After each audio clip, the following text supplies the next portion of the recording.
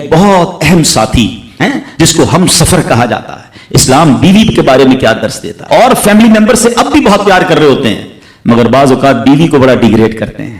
ہم شاید بھول گئے ہیں کہ ہماری زندگی کا بہت بڑا حصہ جس کے ساتھ گزرا ہے ہم اس کے ساتھ بعض اوقات زیادتی کرتے ہیں. ہم کاروبار میں تکلیف میں ہوں, ہم باہر کسی ٹینشن میں ہوں, کسی بندے سے کسی بات کوئی بری لگ گئی, سارا غصہ آ کر اب بندے نے اپنی زوجہ پہ نکالنا ہے کیونکہ وہ بیچاری تو کچھ نہیں کہہ سکے گی. پہلے کے زمانے جاہلیت میں بھی یہی تھا کہ عورتوں کو پیر کی جوتی سے زیادہ ذلیل سمجھا جاتا تھا. مگر کیا آج بھی کچھ گھرانوں میں ایسا نہیں ہے؟ ہماری زوجہ کی شاید ہر دعا میں ہم ہوتے ہیں.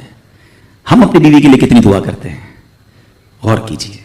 حالانکہ میں نے دیکھا ہے کہ جن کی شریک حیات دنیا سے جاتی ہے نا ان لوگوں کو میں نے ٹوٹتے بھی دیکھا ہے. تو ایسا نہ کریں. جس طرح وہ آپ کے لیے محبت کا اظہار, دعاؤں کی آپ کی خدمت گار ہے, آپ بھی اس کے لیے اچھا برتاؤ کریں. اور نبی پاک کا کیا انداز تھا. میں تو آج اسلام کی شریعت کی, اللہ کے نبی کی بات کرنے آپ کے سامنے آیا ہوں. اللہ کے حبیب علیہ الصلوۃ والسلام سے سوال کیا گیا کہ حضور آپ کو دنیا میں سب سے زیادہ پسند کون ہے؟ اللہ کے حبیب نے فرمایا عائشہ. نبی پاک نے اپنی زوجہ کا نام لیا. پھر نبی پاک گھر اپنے ازواج کے ساتھ کیا انداز ہوتا تھا؟ گھر کا سودا سلف لے کے جاتے, کھانے پینے میں ہاتھ بٹاتے, محبت اور پیار کا اظہار فرماتے. سافٹ ماحول تھا گھر کے اندر. ہمارے گھر میں ایسا ماحول ہے؟ اسلام سے پہلے مال کے لیے جانوروں اور دوسرے ساز و سامان کے ساتھ ساتھ بیوی کو بھی رہن رکھوا دیا جاتا تھا. جیسے پیسے کوئی رہن رکھواتا تھا نا, بیوی بھی ایک مال کی طرح تھی. لوگ گروی رکھوا دیتے تھے اپنی بیوی کو. یہ اسلام سے پہلے عورتوں کا حال تھا, بیویوں کا حال تھا. اللہ اکبر. اسلام نے نکاح کے ذریعے عورت کو مرد کے آدھے ایمان کا محافظ قرار دے دیا. قرآن کہتا ہے وعاشروہن بالمعروف, ان سے اچھا برتاؤ کرو. اسلام نے بیویوں کے ساتھ اچھا برتاؤ کرنے والے کو سب سے بہترین قرار دیا. نبی پاک علیہ الصلوۃ والسلام فرماتے ہیں, اگر غور سے سنیے گا, اور یہ بخاری شریف کی حدیث ہے, حضرت ابو ہریرہ رضی اللہ عنہ اس حدیث کے راوی ہیں. نبی پاک علیہ الصلوۃ والسلام نے فرمایا کسی عورت سے نکاح کے لیے 4 چیزوں کو مد نظر رکھا جاتا ہے. نارملی 4 چیزیں, یہ 4 میں سے کوئی 1-2 چیزیں لوگ دیکھ رہے ہوتے ہیں. نمبر 1 اس کا مال, پیسے والی ہے کہ نہیں. نمبر 2 حسب نسب, خاندان کیسا ہے. نمبر 3 حسن و جمال. اور نمبر 4 کچھ لوگ ہوتے ہیں جو دینداری بھی دیکھتے ہیں. آقا فرماتے ہیں تمہاری ناک خاک آلود ہو یا تمہارا ہاتھ خاک آلود ہو, تم دیندار عورت کے حصول کی کوشش کرو. یعنی دینداری کو فوقیت دینی چاہیے. احادیث کا یہ مضمون بھی ملتا ہے کہ جو کسی عورت سے عزت کے لیے شادی کرے وہ ذلیل کر دیا جاتا ہے. کوئی دولت کے لیے شادی کرے وہ غریب اور فقیر کر دیا جائے گا. اور جو دینداری کے لیے شادی کرتا ہے اللہ اسے عروج, برکت اور خوشیاں عطا فرماتا ہے. تو موسٹ پریورٹی, پہلی ترجیح کیا ہونی چاہیے؟ یہ ہے تھوڑا سا مشکل. اصل میں یہ باتیں جو ہے نا نوجوانوں کو سمجھ نہیں آتی. جو شادی شدہ ہے نا, یہ شکل و صورت جو ہے نا, یہ اس کی اہمیت بعد میں بہت تھوڑی رہ جاتی ہے.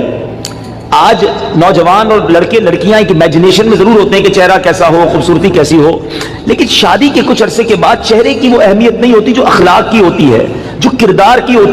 خوبصورتی یہ سب کچھ نہیں ہے زندگی میں. ایک بات, دل خوبصورت ہونا چاہیے, اس کے اندر اخلاق ہونے چاہیے, اور سب سے مین چیز دینداری ہے.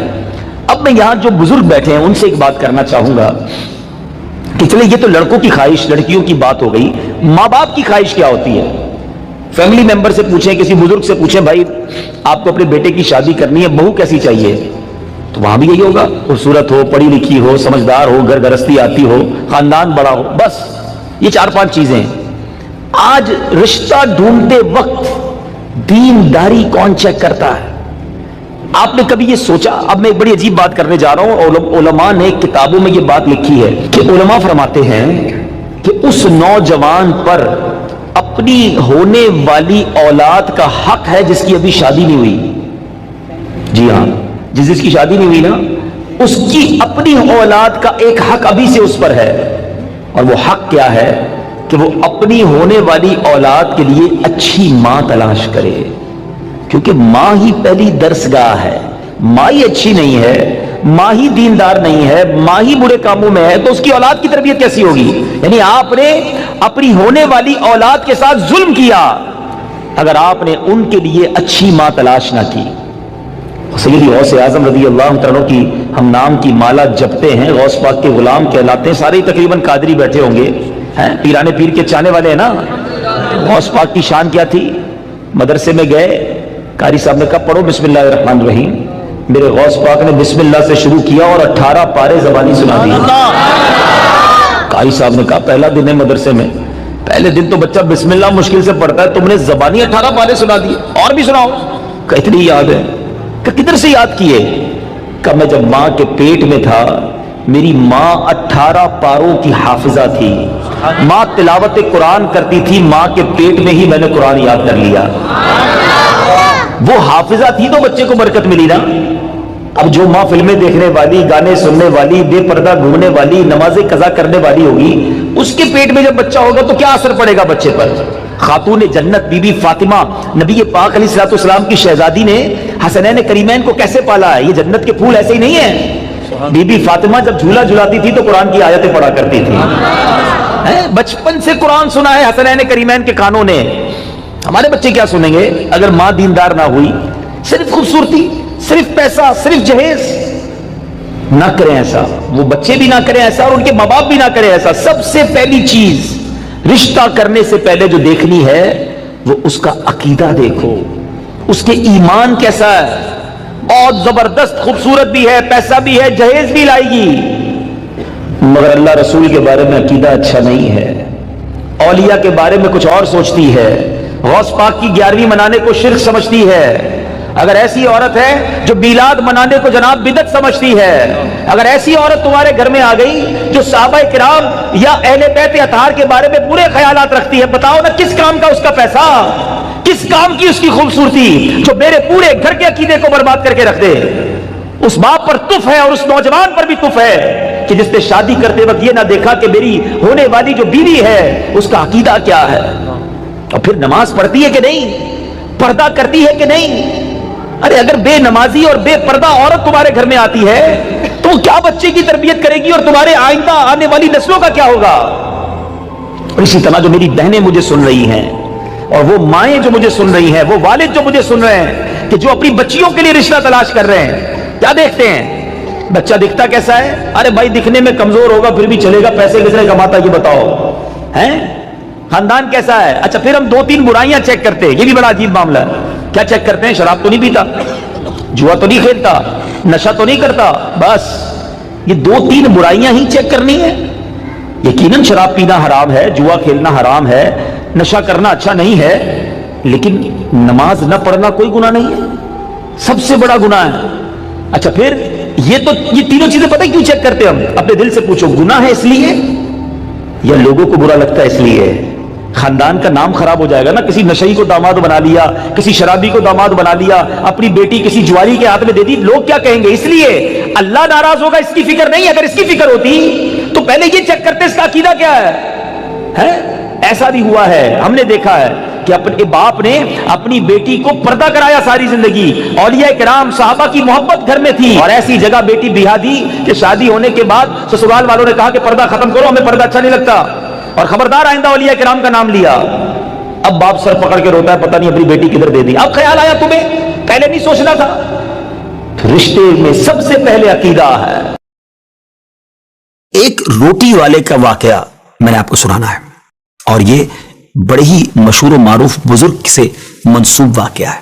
حضرت ابو بردہ رضی اللہ تعالیٰ عنہ راوی ہیں کہ حضرت ابو موسیٰ اشعری رضی اللہ تعالیٰ عنہ کی جب وفات کا وقت قریب آیا تو انہوں نے اپنے بیٹوں سے کہا کہ اے بیٹو روٹی والے کو یاد رکھنا۔ پھر یہ واقعہ خود ہی بیان کیا کہ وہ روٹی والا کون تھا۔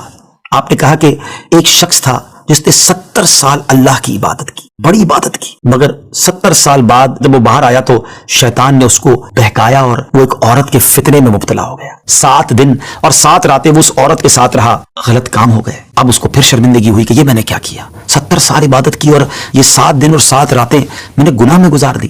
بڑا شرمندہ، بڑا نادم، قدم قدم پر سجدے کرتا جاتا، توبہ کرتا جاتا۔ اب چلتے چلتے چلتے ایک مسافر خانے میں پہنچا تو وہاں 12 مسکین لوگ پڑے ہوئے تھے، لیٹے ہوئے تھے۔ اس نے بھی جگہ بنائی اور ان کے درمیان جا کر خود بھی گر کر سو گئے۔ اب رات میں ایک شخص آیا جو ان کو کھانا دیا کرتا تھا، روٹی دیا کرتا تھا۔ ایک ایک کر کے 12 روٹیاں لے کر آیا تو اس کو پتا تھا یہاں 12 مسکین رہتے ہیں، ایک ایک کر کے سب کو روٹی دینے لگا۔ وہ شخص جو یہاں آ کر اچانک بیچ میں آ کر لیٹا تھا اس کو بھی وہ مسکین سمجھا اور اس کو بھی روٹی دے دی، لیکن ظاہر ہے کہ اگر ترتیب سے روٹی دیتے دیتے آگے آئے تو آخری نمبر والے کو روٹی نہ ملی، کیونکہ یہ تو 13 ہو چکے تھے۔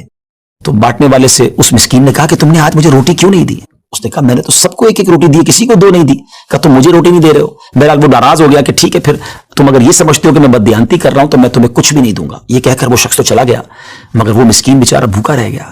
اب وہ شخص جس نے ابھی توبہ کی تھی پہلے 70 سال کی عبادت بھی کی ہوئی تھی. اس کو خیال آیا کہ میری وجہ سے اس مسکین کو روٹی نہیں ملی ہے. بھوک اسے بھی بڑی تھی مگر اس نے وہ روٹی اسے دے دی.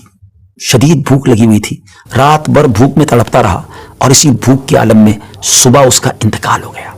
حضرت ابو موسیٰ اشعری رضی اللہ تعالیٰ فرماتے ہیں کہ جب یہ شخص اللہ کی بارگاہ میں پہنچا نا تو ایک پلڑے میں اس کی 70 سال کی عبادت رکھی گئی اور ایک پلڑے میں وہ 7 دن اور 7 رات کے گناہ رکھے گئے. تو فرمایا کہ وہ گناہ جو تھے وہ 70 سال کی عبادت سے آگے بڑھ گئے, یعنی اب اس کے لیے گویا حکم ہو سکتا تھا کہ وہ جہنم میں جائے, مگر ان 7 دن کے گناہوں کے سامنے وہ روٹی رکھی گئی اور اس روٹی کی برکت سے, کیونکہ وہ اخلاص کے ساتھ ایثار کی گئی تھی, مسکین کی مدد کی گئی تھی, وہ 7 دن کے بڑے بڑے گناہ معاف کر دیے گئے اور وہ جنت میں چلا گیا. پھر آپ نے اپنے بچوں سے کہا بیٹا روٹی والے کو یاد رکھنا. ناظرین, یہ واقعہ واقعی دلوں کے تار چھیڑ دیتا ہے. 2 باتیں سیکھنی ہیں کہ بعض اوقات کچھ لوگ کہتے ہیں میں نہیں بہک سکتا, میں تو بڑے اچھے ماحول میں ہوں. نہیں جناب, شیطان نے بڑوں بڑوں کو بہکا دیا ہے. ہمیں اپنی صحبتیں اچھی کرنی ہوں گی, اللہ کریم سے شیطان کے مقابلے میں پناہ مانگنی ہوگی اور اپنے آپ سے ڈرتے رہنا ہوگا کہ نہیں میں بھی گناہوں میں مبتلا ہو سکتا ہوں, مجھ سے بھی کوئی بڑا گناہ کہیں نہ ہو جائے. توبہ کرتے رہیں, ڈرتے رہیں, خوف رکھیں اور اچھی صحبت اپنائیں. اور دوسری بات, صدقہ جو ہے نا وہ گناہوں کو مٹا دیتا ہے. صدقہ اللہ کی بارگاہ میں بڑا پسندیدہ ہے. غریبوں کی مدد کرنا یہ اللہ کو بڑا پسند ہے. ہمیں بھی چاہیے کہ وقتاً فوقتاً اپنے غریب پڑوسیوں, غریب رشتہ داروں, غریب مسلمانوں کی مدد کرتے رہیں. اور دعوت اسلامی کا شعبہ FGRF سبحان اللہ دکھیارے مسلمانوں کی شاندار انداز میں مدد کرتا ہے. سیلاب زدگان کی مدد کتنے بڑے پیمانے پر کی گئی اور یہ سارا سال ہی اب کچھ نہ کچھ سلسلہ رہتا ہے. تو آپ بھی FGRF کا ساتھ دیجیے, دکھیارے مسلمانوں کی مدد کیجیے. اللہ آپ کے رزق حلال میں برکت عطا فرمائے اور ہم سب